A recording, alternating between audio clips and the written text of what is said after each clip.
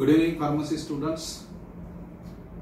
काल आपण फार्मसी स्टुडंटसाठी किंवा विद्यार्थ्यांसाठी एक लेक्चर अरेंज केलं होतं, जे यूट्यूबवरती मी पब्लिश केलं. त्यानंतर अनेक जणांच्या प्रतिक्रिया आल्या. खरं तर कालच्या व्हिडिओमध्ये मी काय चुका होतात आणि आपण कशामुळे मागे पडतो, विद्यार्थ्यांनी नेमकं कशाकडे लक्ष दिलं पाहिजे, कशा पद्धतीने आपला अप्रोच इंटरव्ह्यूचा असतो, याबद्दल जे सत्य आहे, जे ट्रूथ आहे इंडस्ट्रीचं, ते मी सांगितलं. आता हे सांगत असताना अनेक प्रोफेसरचे मला मेसेजेस आले की मी कॉलेजवरती कमेंट केल्या, कॉलेजवरती चुकीचं बोललो किंवा प्रोफेसरला नॉलेज नाही अशा पद्धतीचं स्टेटमेंट दिलं. पण जे सत्य आहे ते सत्य आहे. मी त्या सगळ्या प्रोफेसर्सला जाहीर आवाहन करतो की ज्यांचा याच्याबद्दल आक्षेप असेल की मी केलेली कमेंट की प्रोफेसर्सला सफिशियंट इंडस्ट्रीचं नॉलेज नाही आणि ते रिझन आहे की विद्यार्थ्यांना किंवा स्टुडंट्सला इंडस्ट्रीच्या बद्दल जास्त माहीत नसते आणि प्रायमरी इन्फॉर्मेशन नसल्यामुळे इंटरव्ह्यूला ते फेल होतात आणि ऑब्व्हियसली त्यांना जॉब मिळत नाहीत. हे सत्य आहे, ही सत्य परिस्थिती आहे. मग अशा याच्यामध्ये मी या सगळ्या ज्या लेक्चरर्सला किंवा टीचर्सला थोडं वाईट वाटलं असेल, मी त्यांची क्षमा मागतो, हरकत नाही. पण त्यांना मी दुसऱ्या बाजूने आव्हानही करतो की त्यांनी त्यांच्या कॉलेजच्या विद्यार्थ्यांच्या इंटरव्ह्यूला मला बोलवावं किंवा ऑनलाईनला आपण इंटरव्ह्यू अरेंज करूत. 15-20 स्टुडंटचे मी इंटरव्ह्यूज घेतो. काही बेसिक प्रश्न, मी काही इंडस्ट्रीचे ॲडव्हान्स प्रश्न, कुठेतरी काही रिसर्च अँड डेव्हलपमेंटचे प्रश्न विचारणार नाही. अगदी बेसिक प्रश्न जे फार्मा इंडस्ट्रीमध्ये अकॅडमिक्समध्ये शिकले पाहिजेत किंवा शिकवले गेले पाहिजेत, हे क्वेश्चन्स आपण त्यांना विचारूत आणि मग आपण पाहूत की त्यांची किती तयारी आहे. तर हा झाला कालच्या व्हिडिओबद्दलचा भाग. त्याचबरोबर अनेक विद्यार्थ्यांचे मला मेसेजेस आले, अनेक टीचर्सचे मेसेजेस आले, काही प्रिन्सिपलचे आले की साधारणतः इंटरव्ह्यूच्या वेळेला काय तयारी करावी आणि कशा प्रकारे आपण प्रिपरेशन करावं याच्याविषयी थोडंसं गायडन्स व्हिडिओ आपण डिक्लेअर करावा. अगदी बरोबर. मी नुसतंच शिव्या घालायचं काम करणार नाही, तर कुठेतरी थोडंसं विद्यार्थ्यांना गायडन्सही करण्याचा प्रयत्न मी करत असतो. मी अनेकदा फ्री सेमिनार्स कॉलेजेसवरती अरेंज केलेत. मी अनेक विद्यार्थ्यांना सुद्धा गाईड करत असतो. अनेक सेमिनार्स, माझे सेमिनार्स अवेलेबल असतात. तर आता विद्यार्थ्यांनी नेमकं काय केलं पाहिजे? सगळ्यात महत्वाची गोष्ट हे डोक्यातून काढून टाका की इंडस्ट्रीमध्ये जॉब नाहीत. जॉब आहेत, भरपूर जॉब आहेत. म्हणजे जर आपण इंडस्ट्रीच्या जर ब्रँचेस पाहिल्या फार्मास्युटिकलच्या किंवा फार्मा इंडस्ट्रीच्या, तर मार्केटिंग पासून, बिझनेस डेव्हलपमेंट पासून तर टेक्निकल रिसर्च अँड डेव्हलपमेंट पर्यंत जवळपास 54 ते 58 ब्रँचेस फार्मास्युटिकल इंडस्ट्रीमध्ये आहेत की जिथे इंडिव्हिज्युअल आणि इंडिपेंडंट काम चालतं. म्हणजे नुसतं एका ब्रँचमध्ये तुम्ही जर करिअर करायचं ठरवलं तरी सुद्धा तुम्ही खूप मोठ्या पोझिशनपर्यंत इंडस्ट्रीमध्ये पोहोचता. आता सगळ्यात महत्वाची गोष्ट आपण काय केली पाहिजे, मी टीचर्सला आणि कॉलेजेसला याच्याबद्दल सांगू इच्छितो. आपण काय केलं पाहिजे, आपण आधी आपल्या विद्यार्थ्यांचं सेग्रिगेशन केलं पाहिजे. कधीही 4 वर्ष कॉलेजमध्ये अजिबात तोंड न उघडणारा, गरीब आणि एकदम शाय असणारा मुलगा किंवा मुलगी किंवा विद्यार्थी, याला जर तुम्ही सांगत असाल की तू मार्केटिंगचा इंटरव्ह्यू दे किंवा क्लायंट कम्युनिकेशन मध्ये जे प्रोफाईल्स असतात त्याच्याबद्दलचा इंटरव्ह्यू दे, तर मला वाटतं की हे चुकीचं ठरेल. म्हणजे त्याला जर बोलायचेच त्याला जर स्किल्स नसतील आणि त्याचं जर तोंड कुठेही उघडत नसेल आणि तो अतिशय लाजाळू असेल, डायनॅमिकली तो बोलू शकत नसेल, तर अशा विद्यार्थ्याला तुम्ही मार्केटिंगच्या इंटरव्ह्यूला कशासाठी पाठवतात? मग सगळ्यात महत्वाची गोष्ट काय, ज्या वेळेला कॅम्पस इंटरव्ह्यू असतो त्यावेळेला कॉलेज सांगतं, अरे इंटरव्ह्यू दे दो यार, ट्राय तो करो, प्रॅक्टिस हो जाएगी. तर प्रॅक्टिससाठी कुठल्याही कंपनीचा यूज तुम्ही करू नका. सगळ्यात महत्वाचं, जे तुमच्याकडे 60 विद्यार्थी असतील तर 60 विद्यार्थ्यांचा कल पहा. कुणाला रिसर्च अँड डेव्हलपमेंटला जायचंय, कुणाला मार्केटिंगला, बिझनेस डेव्हलपमेंटला जायचंय, कुणाला प्रोडक्शनमध्ये डायनॅमिकली काम करायचंय, कुणाची टीम लिडिंग कॅपॅसिटी असेल तर त्याला दुसऱ्या फील्डमध्ये जायचंय. या सगळ्या गोष्टी ज्या आहेत या गोष्टी आपण ऑब्झर्व केल्या पाहिजेत आणि त्या ऑब्झर्व करताना मिळाला तर मिळाला जॉब, नाही तर एम.फार्म करू हा ॲटिट्यूड पहिला काढून टाका. आपल्याला काय करायचंय हे आपण 3rd इयरलाच ठरवलं पाहिजे.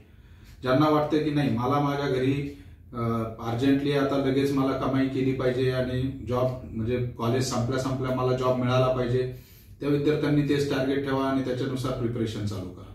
ज्यांना असं वाटतं की नाही मला एम.फार्म करायचंच आहे, MBA करायचंच आहे, त्यांनी ते टार्गेट ठेवूनच चाला. मग असं जर आपण 60 विद्यार्थी जर पकडले, 60 विद्यार्थ्यांमध्ये जर आपण 10 विद्यार्थी एम.फार्म PhD एम.फार्म साठी किंवा MBA साठी जाणार असं गृहीत धरलं. उरलेले जे 50 विद्यार्थी आहेत त्या 50 विद्यार्थ्यांमधले 10 जण रिसर्चसाठी जाणार आहेत असं ठरलं. 10 जण प्रोडक्शनसाठी, 10 जण मार्केटिंगसाठी, 4 जण इंटरनॅशनल बिझनेस डेव्हलपमेंटसाठी, 2 जण रेग्युलेटरी अफेअर्ससाठी, 2 जण क्वालिटी अश्युरन्ससाठी, 4 जण QC साठी. हे सगळे स्किल आयडेंटिफिकेशन करण्याचं काम कॉलेजने सगळ्यात आधी केलं पाहिजे.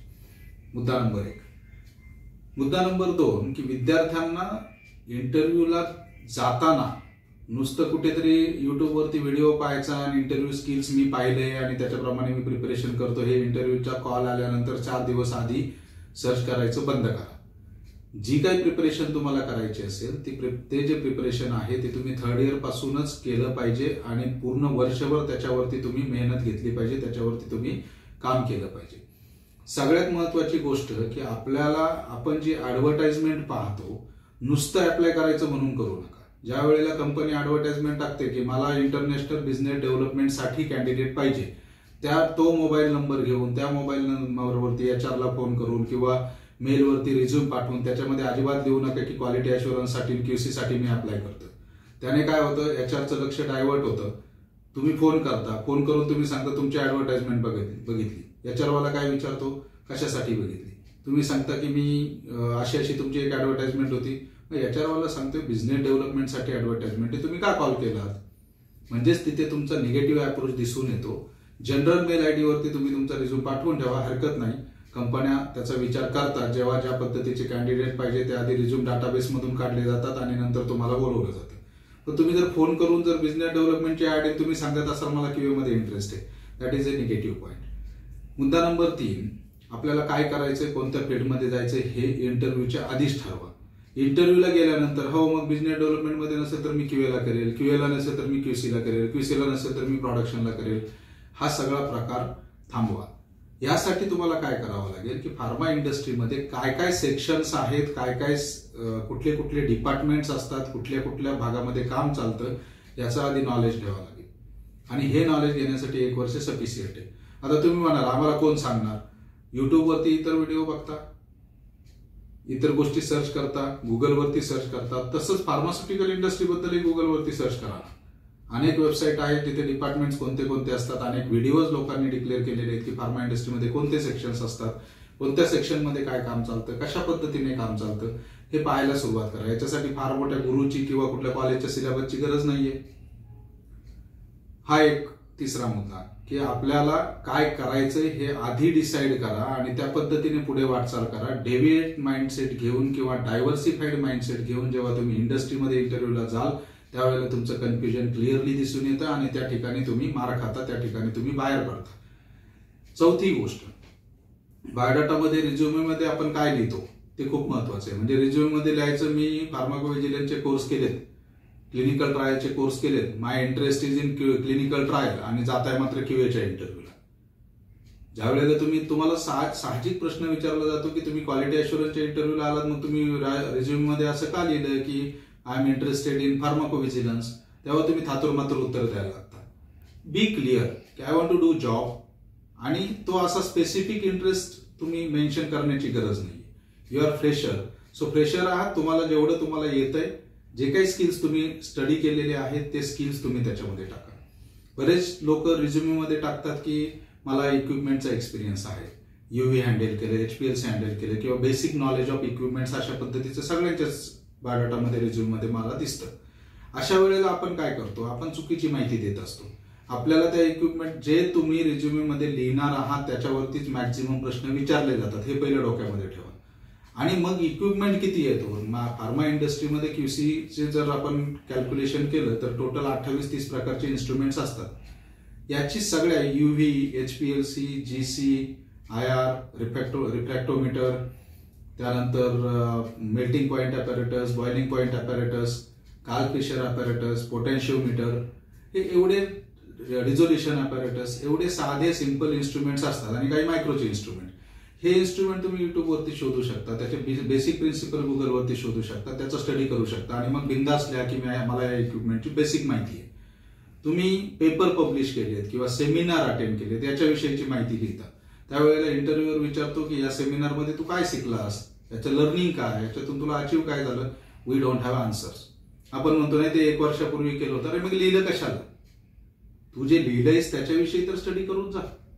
मग साहजिक तुम्हाला तुमच्या रिझ्युमे बद्दल काही सांगता येत नाही म्हटल्यावरती तुम्हाला प्रश्न विचारला, मी तुम्हाला याच्याबद्दल काही सांगणार नाही की इंट्रोडक्शन कसं करायचं, ड्रेस कुठला घालायचा, काय घालायचा, ते सगळे इंटरव्ह्यू कसा द्यायचा हे लोक युट्यूबवरती सांगत असतात, ते तुम्ही सर्च करा.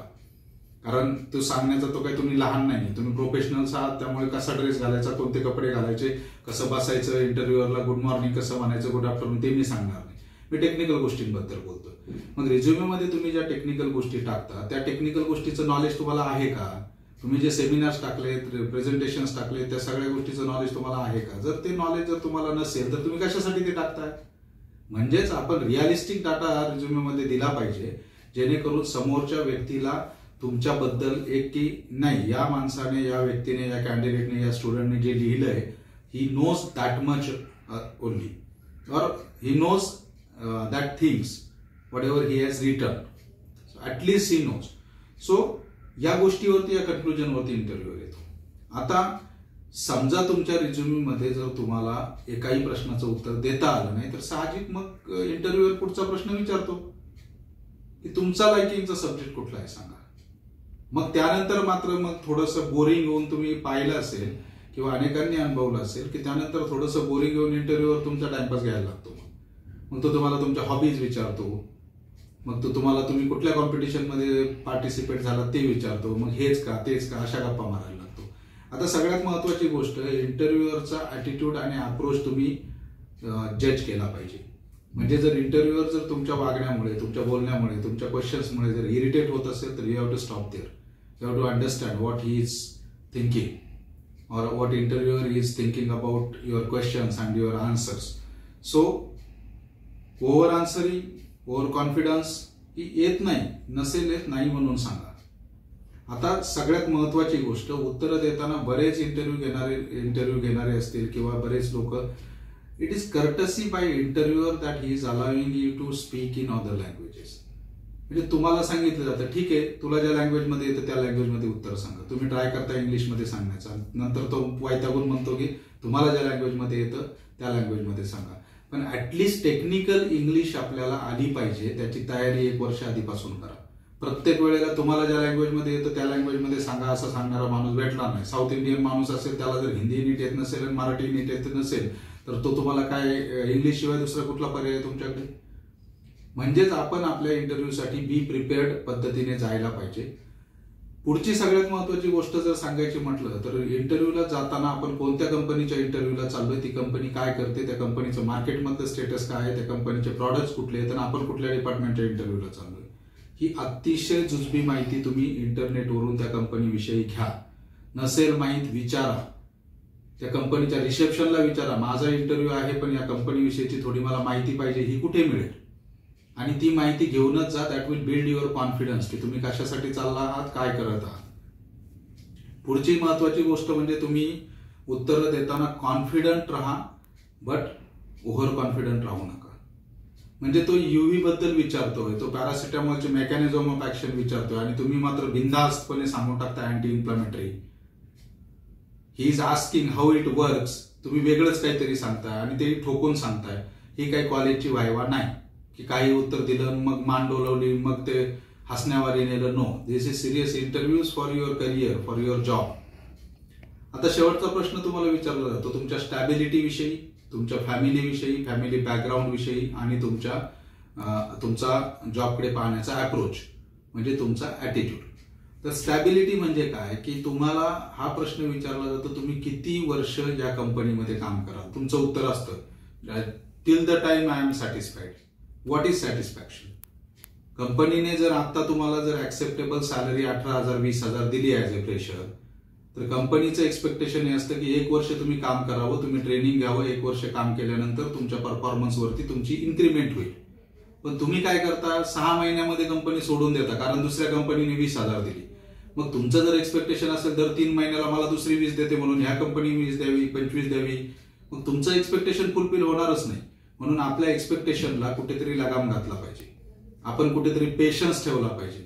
आपण ज्या वेळेला काम करतो त्यावेळेला कुठेतरी वर्षभर मी काहीतरी शिकेल आणि नंतरच दुसऱ्या कंपनीमध्ये जाईल, 2 वर्ष काम करेल, हा कॉन्फिडन्स तुमच्यामध्ये पाहिजे. आणि मोस्ट ऑफ द टाइम इंटरव्ह्यूअर किंवा कंपनी तुमच्याकडे दुर्लक्ष करते फ्रेशर्सकडे, त्याचं एकमेव रिझन म्हणजे तुमची ही इन्स्टॅबिलिटी. म्हणजे कंपनीने तुमच्यावरती 3 वर्ष 4 वर्ष खर्च करायचा, 3 महिने 4 महिने खर्च करायचा, तुम्हाला ट्रेनिंग द्यायचं आणि त्यावेळेला काम करण्याची वेळ येते त्यावेळेला तुम्ही निघून जायचं. तर ही स्टॅबिलिटी खूप महत्वाची आहे. पुढची गोष्ट सगळ्यात महत्वाची की प्रश्न विचारला जातो तुम्हाला जॉब का ऑफर करावा, तुम्हाला आम्ही का नोकरी द्यावी. तर अशा वेळेला तुम्ही सांगता सर मला चान्स देऊन पहा, मी शिकेल. तुम्हाला जर इंटरव्ह्यूचे प्रश्न आले नाही मग का उत्तर, तुम्ही उत्तर काय देता, मी शिकेल, मला चान्स द्या. हो, पण तुम्हाला शिकवण्यासाठी तर कंपनी उघडली नाही ना. कंपनी सगळ्यात महत्वाचं डोक्यामध्ये टाका, कंपनी ही प्रॉफिट मेकिंग ऑर्गनायझेशन आहे.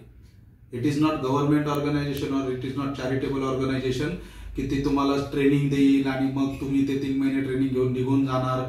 नो, कंपनी विल एक्सपेक्ट की तुम्ही ट्रेनिंग घ्याल आणि त्याचबरोबर तुम्ही कामही कराल. मग अशा वेळेला तुमचं सिंपल आन्सर पाहिजे, सर मी एक्स्ट्रा टाइम थांबून, एक्स्ट्रा वेळ थांबून मी काही वेळ शिकण्यासाठी देईल आणि शिकता शिकता मी कामही करेल म्हणून मला जॉब द्या. हा जर अप्रोच राहिला, हा जर ऍटिट्यूड राहिला तर कंपनी निश्चितपणे तुम्हाला तिथे काम देते. आता तुम्ही म्हणाल की कंपनीने हे केलं पाहिजे, कंपनीने ते केलं पाहिजे, तर इंटरव्ह्यू घेणारा प्रत्येक माणूस कंपनीचा डायरेक्टर नसतो. He is not final decision making for interview. So interview कोण घेतं, मॅनेजर्स घेतात. आता तुम्हाला जर चुकीच्या कॅन्डिडेटला जर मॅनेजरने जर सिलेक्ट केलं आणि ह्या चुकीचा कॅन्डिडेट उद्या जर व्यवस्थित परफॉर्म केलं नाही आणि 3 महिन्यानंतर तो सोडून गेला तर HR मॅनेजर पासून तर ज्याने इंटरव्ह्यू घेतला तिथपर्यंत सगळ्यांची कंपनी उभी आडवी घेते. म्हणजे सगळ्यांना कंपनी जाब विचारते की तुम्ही असा कॅन्डिडेट सिलेक्ट का केलात आणि मग तिथून पळापळ चालू होते. HRच्या परफॉर्मन्समध्ये ते दिसतं. मग कोणता मॅनेजर स्वतःचा परफॉर्मन्स खराब करून घेईल, नाही. म्हणून आपल्याला जे करायचंय ते आपण प्रिपरेशन करून जायचंय, ठामपणे इंटरव्ह्यूला उभं राहायचंय, पण विथ नॉलेज. आज तुमच्याकडे नॉलेज असेल, लर्निंग ऍटिट्यूड असेल, हार्डवर्किंग कॅपॅसिटी असेल आणि स्टॅबिलिटी असणार, तुमची स्टॅबिलिटी राहणार असेल कंपनीमध्ये काम करण्याची 1 वर्ष 2 वर्ष, तर कुणीही तुम्हाला अडवणार नाही. तुमची हार्डवर्किंगची कॅपॅसिटी असेल आणि लर्निंग अप्रोच जरी तुमचा असेल तरीही तुम्हाला जॉब मिळतो, जरी नॉलेज नसेल तरी. कारण या 2 गोष्टीवर सुद्धा अनेक मॅनेजर्स जज करतात की नाही चला हा माणूस आपल्याकडे स्टेबल राहील, 4-6 महिने काम करेल, वर्षभर काम करेल, याला आपण ट्रेन करू, ट्रेन केल्यानंतर हा माझ्या ऑर्गनायझेशनसाठी कामाला येईल. सगळ्यात महत्वाची गोष्ट कम्युनिकेशन स्किल्स. जेवढे प्रत्येक कंपनी आता प्रत्येक जॉब प्रोफाईलमध्ये म्हणजे अगदी प्रोडक्शन ऑफिसर असू द्यात, QC ऑफिसर असू द्यात, QA ऑफिसर्स असू द्यात, auditors are asking in pharma industry to interact with down level peoples. म्हणजेच प्रत्येक कंपनी आता तुमचं कम्युनिकेशन स्किल सुद्धा चेक करते. ऍप्टिट्यूड टेस्ट त्याच्यासाठीच घेतल्या जातात. कम्युनिकेशन स्किल्समध्ये तुम्ही फेल झाला तुम्हाला नोकरी मिळत नाही. म्हणून 1 वर्षभर कम्युनिकेशन स्किल्सवरती तुम्ही काम केलं पाहिजे. कारण आता तुम्हाला डायरेक्टली पूर्वीसारखं राहिलं नाही, डायरेक्टर्स येणार, मॅनेजिंग डायरेक्टर येणार, टेक्निकल डायरेक्टर येणार, तुमचे QA मॅनेजर येणार आणि तेच ऑडिटरला फेस करणार. ऑडिटर आता सगळं सांगतात की तुम्ही बाहेर थांबा, मला या कॅन्डिडेट बरोबर बोलायचंय. आणि त्यावेळेला तुमचं कम्युनिकेशन स्किल नसेल आणि तुम्हाला जर गोष्टी मांडता आल्या नाही, that is failure to company and company do not want to take this risk. म्हणजेच आता फक्त बिझनेस डेव्हलपमेंटसाठीच कम्युनिकेशन स्किल पाहिजे असं नाही, तर प्रत्येक जॉब प्रोफाईलसाठी कम्युनिकेशन स्किल पाहिजे. डिप्लोमा फार्मासिस्ट असाल, कस्टमर बरोबर बोलता यायला पाहिजे. डिग्री फार्मासिस्ट असाल, तुम्ही प्रत्येक डिपार्टमेंटच्या डिपार्टमेंट हेड बरोबर ट्रेनिंग्सच्या वेळेला, त्यानंतर क्वेश्चन आन्सरच्या वेळेला, तुमच्या रुटीन वर्कमध्ये, ऑडिटच्या वेळेला, रेग्युलेटरी ऑथॉरिटीज बरोबर कम्युनिकेशन करताना तुम्हाला बोलता यायला पाहिजे. म्हणजेच फक्त बिझनेस डेव्हलपमेंटसाठी किंवा मार्केटिंगसाठीच कम्युनिकेशन स्किल पाहिजे असं नाही, तर इतर गोष्टींमध्येही कम्युनिकेशन स्किल राहतं आणि पाहिजे असतं. आणि ज्या वेळेला तुम्ही कम्युनिकेशन व्यवस्थित करता त्यावेळेला तुमचे प्रमोशन होण्याचे चान्स, टीम लीडर म्हणून पुढे जाण्याचे चान्स हे जास्त असतात. मॅनेजमेंटचं इव्हॅल्युएशन आता 360 डिग्री पद्धतीने चालतं. म्हणजे इंटरॅक्शन विथ अदर डिपार्टमेंट्स, तुम्ही इतरांबरोबर कसे वागता, कशा पद्धतीने तुम्ही मॅच्युअरली वागता की नाही वागत, का लहान मुलासारखेच वागता. तुम्ही स्टुडंट असाल तुमच्या आई वडिलांसाठी, टीचर्ससाठी, पण इंडस्ट्रीसाठी तुम्ही प्रोफेशनल्स म्हणून आतमध्ये येता. आणि जेव्हा प्रोफेशनल्स म्हणून आतमध्ये येतात त्यावेळेला तुम्हाला पगार दिला जातो आणि पगार देताना तुम्हाला एक मॅच्युअर्ड प्रोफेशनल म्हणून तुमच्याकडे पाहिलं जातं. तुमच्याकडे लहान मुलं म्हणून, प्रेशर म्हणून पाहिलं जात नाही. त्यामुळे ऍटिट्यूड बदला. ऍटिट्यूड बदलल्याशिवाय आणि इंटरव्ह्यूला उभे राहताना मी ज्या आता गोष्टी सांगितल्या एवढ्या बेसिक गोष्टी करा. या गोष्टी केल्यात, उत्तरं देताना केअरफुली दिलेत, कुठेही तुमचे क्वेश्चन मार्क नसतील इंटरव्ह्यूअरच्या डोक्यामध्ये, तर तुम्ही 100% सक्सेसफुल व्हाल. पण म्हणूनच मी सांगितलं की मी तुम्हाला कसा ड्रेस घालायचा, मग असं बसा, मग इंटरव्ह्यूवरच्या डोळ्यात बघा आणि अमुक करा, हे आणि इंटरव्ह्यू क्रॅक होत नाही. फार्माचे इंटरव्ह्यू क्रॅक करताना इंडस्ट्रीची नीड काय ती पहिले अंडरस्टँड करून घ्या. आणि हे जर अंडरस्टँड करायचं असेल तर इंडस्ट्रीमध्ये तुमचे जे सिनियर्स वगैरे काम करतात त्यांच्याबरोबर इंटरॅक्शन करा. मी अनेक फार्मासिस्टच्या ग्रुपमध्ये ऍड आहे, म्हणजे टेलिग्रामच्या 10,000 फार्मासिस्टच्या ग्रुपमध्ये ऍड आहे. त्याच्यानंतर अनेक छोट्या मोठ्या ग्रुप्समध्ये स्टुडंटच्या ऍड आहे. कॉलेजेसनी मला काही ग्रुप्समध्ये ऍड केलेले आहे. तर ज्या वेळेला मी पाहतो की फार्मासिस्ट बोलतच नाही, म्हणजे 8,000 लोकांच्या ग्रुपमध्ये 10 लोक बोलतात, प्रश्न विचारत नाहीत, कोणी डिस्कस करत नाही, आपापसामध्ये चर्चा करत नाहीत. तर या सगळ्या गोष्टीमुळे आपल्या फील्डलाच या सगळ्या गोष्टी मारक ठरत आहेत. आता कुणी म्हणेल की ते BSc वगैरे तो फक्त राजकारणाचा आणि फक्त पब्लिसिटीचा विषय झालाय. मी आता पाहतोय बऱ्याचशा pharmaceutical companies they are preparing to take B.Pharm. API industry असेल, तुम्ही जर म्हणाल की ऍक्टिव्ह फार्मास्युटिकल इन्ग्रेडियंट म्हणजे तुमचे जे API जिथे बनतात, मेडिसिन APIचे जर युनिट असतील त्या युनिटमध्ये BSc वगैरे घेतले जातात, MSc घेतले जातात, तर okay, that is okay. Reaction pattern असतो त्यामुळे ते लोक केमिकल इंडस्ट्री म्हणून कन्सिडर करून BSc ला घेतात. फॉर्म्युलेशन मध्ये मी मॅक्झिमम ठिकाणी पाहतोय की फार्मासिस्टलाच प्रेफरन्स दिला जातो, फार्मासिस्टलाच ऍडव्हान्टेज दिलं जातं आणि फार्मासिस्टलाच घेतलं जातं. त्यामुळे आता ते कालबाह्य झालं. आता फार्मासिस्ट भरपूर मिळतात, त्यामुळे BSc वाले शक्यतो फार्मा लाईनमध्ये येत नाही. मार्केटिंग येस ऑब्व्हियस, तुम्ही मोठ्या कंपन्यांमध्ये गेला तर B.Pharm काम करतात. BSc वाले जे आहे ते छोट्या मोठ्या कंपन्यांमध्ये काम करतात, तेही जास्त रिझल्ट देऊ शकत नाही कारण आपल्या फील्डचं नॉलेज फक्त आपल्याला आहे. त्यामुळे आय एम ऑलवेज सेइंग की there is no competition with any other fields for pharmacist. Only आपला ॲटिट्यूड, आपला अप्रोच, आपण लर्निंग ॲटिट्यूड जर ठेवला, आपला अप्रोच जर आपण बदलला तर 100% आपल्याला यश मिळेल. आणि अशाच पद्धतीने अजूनही लेक्चर्स मी घेईल स्टुडंटसाठी. पुढच्या काळामध्ये रेग्युलेटरी अफेअर्सचे बेसिक्स, क्वालिटी अश्युरन्सचे बेसिक्स याच्यावरती मी लेक्चर घेणार आहे. पाहत राहा. आणि सगळ्यात महत्वाचं मी परत एकदा सांगतो की तुमच्या जे काही आहे, जे ट्रूथ आहे इंडस्ट्रीचं, जे मी एक्सपिरियन्स करतोय, जे मी समोर अनुभवतोय, ते मी तुमच्या समोर मांडतोय. ना तुमच्या रागावण्याने माझ्या कंपनीचा काही लॉस होणार आहे, ना तुमचा आनंदित होण्याने आणि मला काही युट्यूबला लाईक्स मिळवून कुठेही व्हिडिओच्याद्वारे पैसा कमावणारा मी नाही. मी फार्मा इंडस्ट्रीमध्ये काम करतो. त्यामुळे जे सत्य आहे ते ऍक्सेप्ट करायला शिका. विशेषतः मी प्रोफेसर्सला सांगेल, सिनियर प्रोफेसर जे आहेत, जे आमचे गुरु होते, जे आम्हाला शिकवायला होते, त्यांच्याबद्दल मी बोलणार नाही. ते सिनियर आहेत, त्यांनीच आम्हाला उभं केलंय. पण आताचे जे ज्युनियर प्रोफेसर्स आहेत, जे M.Pharm होऊन डायरेक्टली प्रोफेसर म्हणून जॉईन झालेत, त्यांना सांगण्याचा नक्कीच अधिकार आहे. तुमच्यापेक्षा 15-20 वर्ष जास्त इंडस्ट्रीमध्ये मी काढलेत आणि त्या याने सांगतो की तुमचे विद्यार्थी हे फेल होत आहेत. म्हणजे मी कालही सांगितलं 90% कॉलेजचे विद्यार्थी फेल होत आहेत इंटरव्ह्यूजमध्ये. त्यामुळे तुम्ही बारकाईने स्वतःचं इव्हॅल्युएशन करा, अभ्यास करा, कॉलेजेसनी सुद्धा इव्हॅल्युएशन करा आणि मग ठरवा की आपला जो प्रॉडक्ट आहे आपल्या कॉलेजमधून बाहेर पडणारा तो खरोखर क्वालिटीचा प्रॉडक्ट निघतोय का.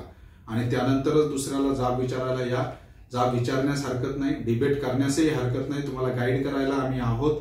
फक्त डोळे उघडा, त्या घमेंडी, त्या इगोमध्ये राहू नका की नाही ते आम्हीच फार शहाणे ना, आम्हीच फार हे करतो, तशा पद्धतीने राहू नका. ते ऐकायला कोणी इंडस्ट्री बसलेली नाहीये. इंडस्ट्रीमध्ये तुमच्या स्टुडंट्सला टिकायचं असेल, इंडस्ट्रीमध्ये तुमच्या स्टुडंटला एंट्री करायची असेल तर डोळे उघडावे लागतील, नॉलेज अपग्रेड करावं लागेल, कम्युनिकेशन स्किल्स अपग्रेड करावे लागतील, कम्प्युटर स्किल्स अपग्रेड करावे लागतील, अप्रोच बदलावा लागेल, ॲटिट्यूड बदलावा लागेल, स्टॅबिलिटी अश्युरन्स कंपन्यांना द्यावं लागेल आणि त्याचबरोबर एक सेल्फ कॉन्फिडन्स आणि एक करिअर अँबिशन घेऊनच स्टुडंट्सला मार्केटमध्ये उतरावं लागेल. आणि जर स्टुडंट्स मार्केटमध्ये त्या पद्धतीने उतरले तरच तुम्हाला यश मिळेल. And then only you peoples will be successful in any interview. Thank you very much. Best of luck.